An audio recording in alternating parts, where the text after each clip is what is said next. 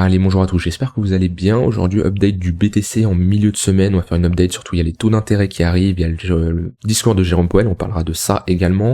On verra un trade que j'ai pris, je vous donnerai mon avis sur où on se trouve sur le BTC et quelles sont les opportunités qu'on peut chercher sur du court terme. Voilà, je vous donnerai mon avis globalement. Alors attention, dans 20 heures, taux d'intérêt, ensuite on enchaîne avec le discours de Jérôme Powell, il peut y avoir de la volatilité, en général c'est des annonces économiques qui, sur du 5-15 minutes, on peut aller chercher les sommets comme les lows. Bon là on les a déjà chassés, mais on peut aller plus haut, donc méfiance ceux qui ont des stop loss assez serrés. Moi je vous déconseille d'avoir des stop loss très serrés ou des trades en cours qu'on a des annonces économiques. Pour ceux qui sont en swing ça vous impacte pas, mais ceux qui ont des stop loss très serrés, méfiance, souvent on peut les chasser, donc voilà, méfiez-vous là-dessus. Maintenant je m'attends pas spécialement à de grosses annonces ce soir au niveau des taux d'intérêt.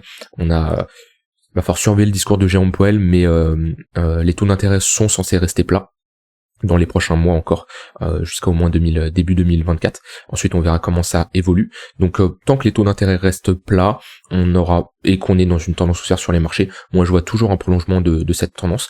Maintenant si on commence à avoir une baisse des taux d'intérêt, méfiance, les derniers, d'un point de vue historique, à chaque fois qu'on a baissé les taux d'intérêt, on a eu quand même un marché qui a mal réagi. Voilà, on avait commencé à baisser les taux d'intérêt ici, le marché, on a eu une grosse chute. Ici, on avait une baisse du marché, également des taux d'intérêt, donc attention à voir comment le marché réagit. Il faudra voir entre-temps la finance traditionnelle, qu'est-ce qu'elle fait, est-ce qu'on fait un nouvel ATH ou pas. Mais voilà, en tout cas, sur du court terme, l'annonce de ce soir, pour moi, ne va pas impacter le marché. En tout cas, si vous êtes short, je pense pas que ça va être bon pour vous, dans le sens où si on reste avec des taux d'intérêt plats, je vois toujours le marché être dans une tendance haussière. Maintenant si vous êtes long, c'est pas pour ça que le marché va prendre plus 30%, à moins d'avoir une annonce incroyable de Jérôme Powell. On n'est jamais à l'abri de ça, c'est des choses qu'on ne peut pas prévoir à l'avance, mais en tout cas ce qui se passe ce soir, dans tous les cas je pense pas que ça va changer grand chose sur les marchés qui sont en tendance haussière. Voilà, ça c'était mon avis sur l'annonce économique. Maintenant sur du plus court terme sur le BTC, globalement on est dans un range. On est venu faire un pullback au niveau de notre tunnel 1 heure, on a eu un cross du 15 minutes et du 1 heure.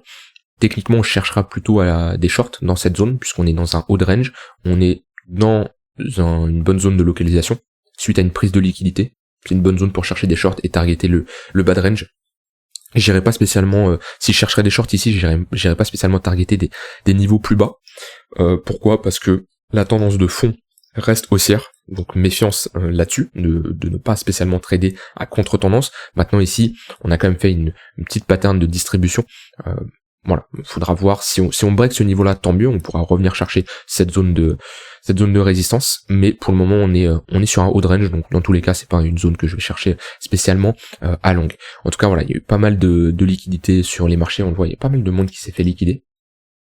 Et là le marché essaye potentiellement de structurer une pattern d'accumulation, bah ça on le saura uniquement si on a une cassure à la hausse. Pour le moment on est dans un range, d'accord, donc un range ça se trade sur les extrémités, ok, on n'est pas en tendance ici, on peut voir une petite tendance baissière en 1 heure avec des creux des sommets de plus en plus bas, ok, vu qu'on on a des moyennes mobiles qui commencent à cross à la baisse, enfin ils sont cross à la baisse, ils sont orientés à la baisse, donc on peut s'apercevoir d'une petite tendance baissière. C'est une bonne zone, dans tous les cas c'est une bonne zone de localisation pour chercher des shorts, et si on va chercher notre bad range, ça sera une bonne zone également pour chercher des longues avec une confluence au niveau de notre tunnel 4 heures. C'est pas facile de prendre des trades en tendance quand on a une tendance de fond qui est haussière, 4 heures daily, d'accord, et une tendance court terme, 1 heure, 15 minutes qui est globalement baissière. Ça se contredit et c'est pas facile. Mais si on vient chercher mon bad range, je verrai si j'ai des opportunités de longue. D'ailleurs, je voulais dire aussi, pour ceux qui cherchent un setup de trading, si vous savez pas trop quoi faire, à force de regarder les marchés et à force d'avoir des grosses chutes comme ça de liquidation, ça c'est tout simplement une cascade de liquidation suite à beaucoup d'effets de levier, on liquide du monde et voilà, ensuite on essaye de poser un bottom. C'est très classique sur les cryptos, on fait ça, je vais pas dire on fait ça souvent, mais en tout cas pendant un bull market c'est quelque chose qui se fait quand même assez souvent, d'avoir une hausse et d'un coup blam, en deux bougies on prend moins 10, moins 15, moins 20%, et souvent dans le genre de configuration on a comme ça, on laisse une grosse mèche, c'est-à-dire qu'on n'a pas une clôture. Si on avait clôturé ici, là ça aurait été un peu plus bearish, puisqu'on aurait eu clairement des vendeurs qui ont tout le contrôle du marché, ça serait vraiment pas beau à voir. Là on a quand même ravalé 50% de la bougie, on voit, donc il y a eu quand même des acheteurs qui étaient présents. Et j'ai pas de stats là-dessus, hein, j'ai pas de crédit setup autour de ça, mais c'est quelque chose à surveiller. J'ai remarqué quand on a comme ça une baisse forte, ok, avec où on ravale une bonne partie de la mèche, souvent on vient prendre la liquidité de cette mèche-là, et surtout ce qu'il faut surveiller, c'est au moment où on vient chercher cette liquidité, si on n'a pas une clôture en dessous, et on a à nouveau une mèche, et de nouveau une prise de liquidité, il peut y avoir un setup de longue, parce que ça nous montre que déjà ici, on avait des acheteurs qui étaient bien présents, plus des vendeurs qui ont shorté le marché ici, et qui ont eu, qui ont la tête sous l'eau tout simplement. Et lorsqu'on vient chercher ces zones-là, on a des acheteurs qui défendent, plus des vendeurs qui clôturent leur position perdante. On a une bonne réaction et techniquement c'est un bon niveau pour chercher les longs. Voilà, comme j'ai dit, de mon expérience, à force de passer du temps devant les charts et de voir comment le marché réagit, j'arrive à détecter certaines choses. J'ai pas de stats, je ne sais pas combien on cherche de risk-reward là-dessus. Je n'ai pas le win rate, voilà. Il n'y a pas de setup, il n'y a rien, c'est quelque chose que j'ai constaté et c'est quelque chose que vous pouvez peut-être chercher à tirer des stats, hein. Vous vous mettez en mode replay, vous prenez les 2, 3, 4 dernières années du BTC comme vous voulez, le but c'est d'avoir pas mal de stats, d'accord, vous faites un suivi sur Excel, vous pouvez faire la même sur Ethereum, ok, vous prenez 2 actifs comme ça et l'idée c'est d'avoir au moins, plus l'échantillon est grand, plus la probabilité que les résultats, que les données, les stats que vous avez sont fiables. Et ensuite, vous pouvez créer un setup autour de ça. Mais c'est quelque chose à surveiller. Pour le moment, je n'ai pas le temps et je suis sur autre chose. Mais voilà, c'est quelque chose que j'ai remarqué en tout cas. Voilà, pour le BTC, rien d'autre à ajouter. Moi, j'ai pris une position sur le BTC parce que pareil, je teste un setup où j'ai une bonne réaction sur notre previous daily low, ok, qui est tout simplement le point le plus bas de la précédente journée, qui est ici. J'ai une bonne réaction. J'ai un break de mon niveau le plus haut ici, de mon sommet, ok, j'ai un break ici, et j'ai un pullback dans une zone d'imbalance, target 2 points où l'extrémité opposée, le daily high et invalidation sous la structure. Bon là j'avais quand même un stop loss assez large, en général j'ai un stop loss plus serré, mais voilà, c'est un setup que je teste, pour le moment ça se passe plutôt bien, mais je n'ai pas assez d'échantillons pour vraiment tirer des conclusions. Mais voilà, setup que je teste pour le moment de mon côté, puisque je cherche en ce moment un setup que je peux exécuter, qu'on soit en tendance baissière, haussière ou en range, et le fait de se positionner sur des previous daily high ou previous daily low, ça me convient bien. Donc on va tester ça et on va voir ce que ça donne dans quelques mois, hein, parce qu'un setup comme ça, j'ai pas des trades tous les jours non plus, donc faut récupérer pas mal d'échantillons.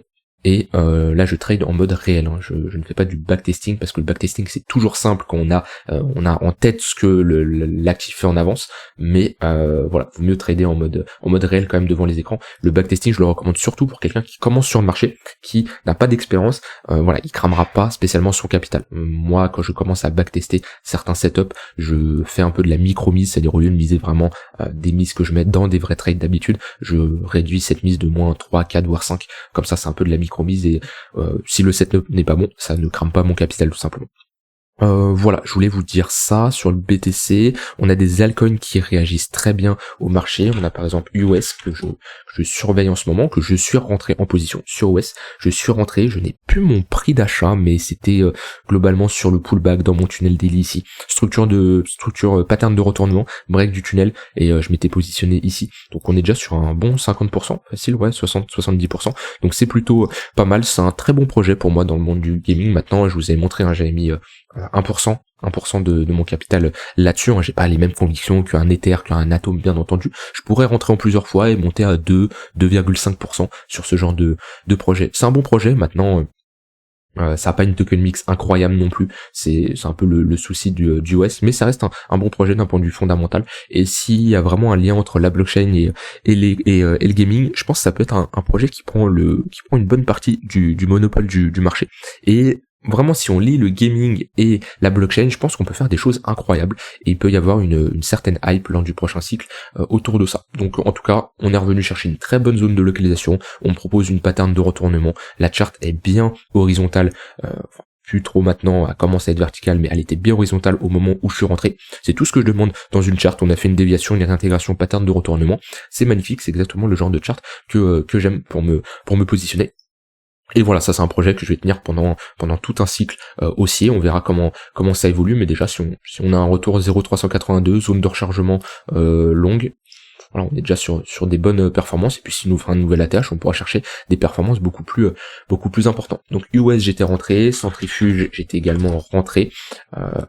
Voilà, j'ai toujours cette alerte là parce que c'est une alerte où je m'étais fait en même temps pile sur l'alerte. J'ai mis un ordre d'achat, c'était sur les 46 centimes de dollars. On était sur un range qu'on a break à la hausse. On a fait un magnifique pullback et le marché est bien reparti juste après. Si on me repropose et qu'on revient chercher cette zone, c'est une zone que je pourrais renforcer une seconde fois. Pareil, tout ce qui tourne autour des real world assets, ça peut être un bon narratif. Il y en a beaucoup qui en parlent. Ça devient un peu à la mode en ce moment. J'aime pas trop me positionner sur des projets qui sont trop à la mode. Pareil, ça reste un petit projet, une petite position de mon wallet long terme, mais en vrai, quand on regarde le fondat de ces projets-là, c'est vrai que ça a une réelle utilité. En fait, moi, comment je marche, je me pose la question, ok, on est dans une transition avec une réelle adoption de l'écosystème crypto dans le monde actuel, ok. Donc dans le monde actuel, il y a plein de choses, ça peut être énormément de choses. Du coup, je me dis, ok, quels sont vraiment les projets indispensables? Pour moi, tout ce qui est, les real world assets, ça va être utile. Tout ce qui tourne autour de l'interopérabilité, Atom, Polkadot, c'est indispensable. Alors ça va être plutôt des projets qui vont être touchés de manière indirecte, parce qu'il n'y a pas spécialement de lien avec le monde réel, mais le fait que il y a une interopérabilité, que les blockchains puissent communiquer entre elles, c'est une obligation pour, si on veut, une adoption de l'écosystème crypto, que ça soit fluide, ça soit plus rapide, ça soit beaucoup plus simple, ok. Et ça, c'est un projet qui marchera. Le gaming, c'est pareil. Et en fait, je me pose cette question, ok, quels sont les projets qui, si on a une adoption, peuvent être utiles? Alors, il y a d'autres secteurs, comme par exemple la supply chain avec VeChain, c'est pas des projets spécialement qui m'intéressent, parce que je vois pas spécialement une hype dessus. Ça se trouve, je me trompe.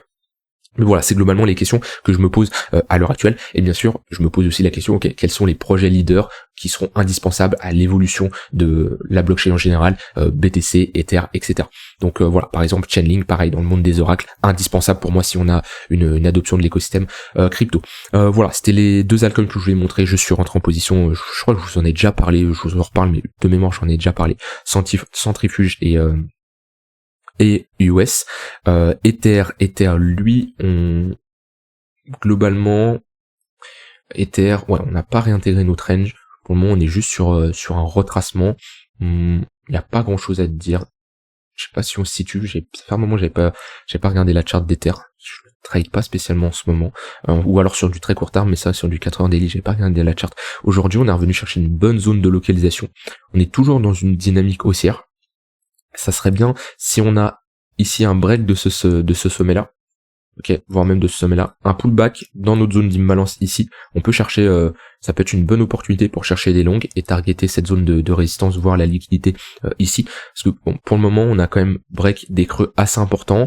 On a un cross du 15 minutes et du 1 heure, donc on voit qu'on va avoir une compression entre les moyennes mobiles court terme et le tunnel 4 heures, et ça serait bien d'avoir un break, nous confirmer comme qu'on a des acheteurs qui sont présents, break les précédentes zones de résistance, et pour proposer un petit pullback, zone de localisation longue ou même tunnel 15 minutes, ça peut être une bonne zone pour chercher des longues.